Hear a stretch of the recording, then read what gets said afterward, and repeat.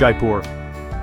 Welcome to Jaipur, where every street, every building, and every corner feels like it came straight out of a fairy tale. The city is drenched in history, yet it's buzzing with life. Camels trotting alongside luxury cars, vibrant street markets, and towering forts that have seen centuries pass by. First stop? Amber Fort.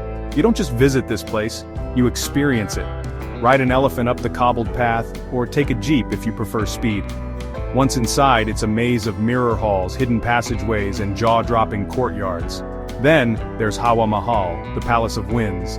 This pink masterpiece has 953 tiny windows that were designed to let cool air flow through. Perfect for those scorching Rajasthan summers. Jaipur isn't just about palaces and forts.